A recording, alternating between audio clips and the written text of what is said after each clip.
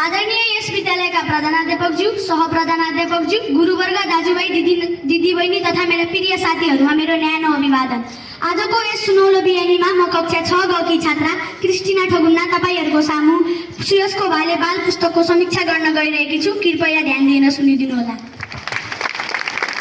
सुयसको भाले एकदमै मनोरञ्जनात्मक बाल पुस्तक हो। यसका लेखक पुरुषोत्तम घिमिरे हुन् भने चित्रकार समित श्रेष्ठ हुन्। यस कथामा सुयसको भाले र सुयसलाई माध्यममा राखेर हामीहरू जस्ता बालबालिकाहरूलाई माया, धैर्य र जिम्मेवारी र राम्रो शिक्षाको व्यवहारको प्रस्तुत गरिएको छ।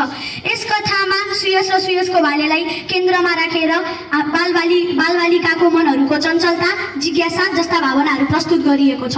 सामान्यतः भन्नुपर्दा कथाले हामीहरूलाई माया, धैर्य, जिम्मेवारी र सहअस्तित्व जस्ता विभिन्न महत्त्वपूर्ण मूल्यहरू सिकाउँछ। त्यसैगरी सुयसको भालेले पनि हामीहरूलाई विभिन्न मूल्यहरू सिकाउँछ जो अब आउने भविष्यमा हामीहरूलाई धेरै नै महत्त्वपूर्ण हुनेछ। समग्रमा भन्नुपर्दा सुयसको भालेले घर, समुदाय, समाज, देश र विश्व घटनाहरूलाई समेट्ने प्रयास गरेको छ। तर पनि सुयसको भालेमा धेरै कमीहरू देखिएको छ, तर त्यसलाई हामीले धेरै जोड दिन सक्दैनौँ। सुयसको भाले एकदमै मनोरञ्जनात्मक पुस्तक हो। यसले घर, समुदाय हुँदै विभिन्न कुराहरूलाई समेट्ने प्रयास गरेको छ।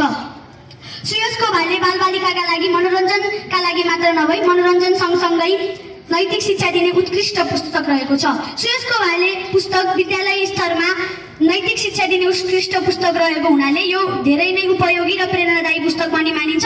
धन्यवाद। हजुरहरूको दिन मङ्गलमय रहोस्।